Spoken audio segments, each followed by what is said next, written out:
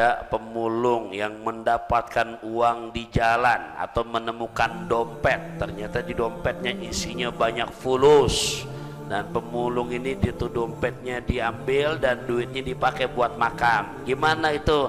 Haram. Iya, biar katanya dia susah, itu bukan barang inti, haram ya. Bisa lagi banyak urusan utang nih, demo dompet ya teman, dia pakai buat berutang, haram gitu. Kenapa? Itu bukan punya kita. Al halalu bayyinun wal haramu bayyinun. Yang halal jelas, yang haram jelas. Yang tengah-tengah itu yang perkara remeng-remeng. Iya. Jadi jawab tuh ya, apapun siapapun namanya, sekalipun kita lagi belangsak hidup kita, tetap yang namanya nemu barang orang jalan itu kita pakai. Jadi alasan karena susah hidup kita, haram hukumnya. Gitu. Mestinya gimana? Ada salah satu, coba cerita lagi dah jadi. Iya, beneran ini bukan cerita dongeng, semua bisa dipertanggungjawabkan. Dan ini ulama yang cerita. Sebutlah namanya Mubarak. Mubarak ya, Mubarak ini sebagai penjaga daripada kebun kurma yang dia punya bos orang tajir melintir, dan dia udah kepake menjadi penjaga kebunnya bukan setahun 2 tahun, udah menjadi pekerja yang awet udah, karena cocok udah.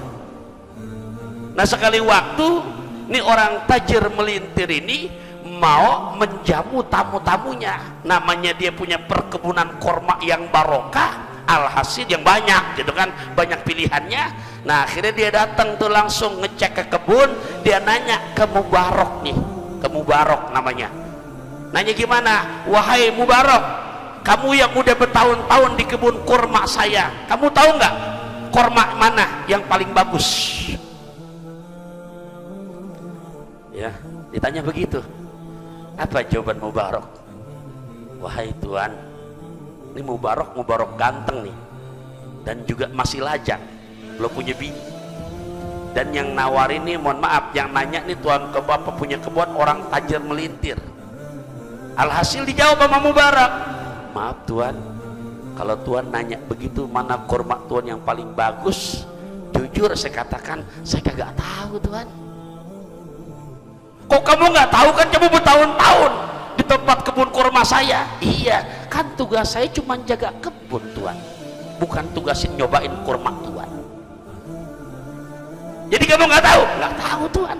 Tugas saya menjaga untuk keselamatan, keamanan kebun Tuhan. Jadi saya nggak tahu kurma, nggak pernah saya sepanjang hidup saya jaga di Tuhan. Nah Tuhan nggak pernah nyobain satu butir kurma pun. Yang ada saya, tugas saya menjaga keselamatan, keamanan, cuman itu doang. Untuk bicara demikian, yang namanya menyobain, ngambil, nggak berani saya Tuhan. Kata si Big Boss, boleh juga tukang kebun gue ini. Jujur dia.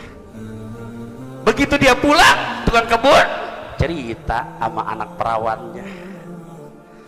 Si bos cerita sama anak perawan.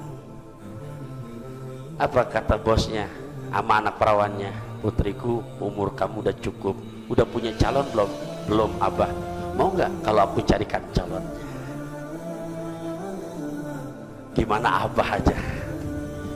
Di kebun korma ada tukang kebun ganteng namanya Mubarak, tukang kebun, bukan kaya. Jadi bagaimana? Mau nggak kamu nikah dengan tukang kebun abah? Gimana abah aja?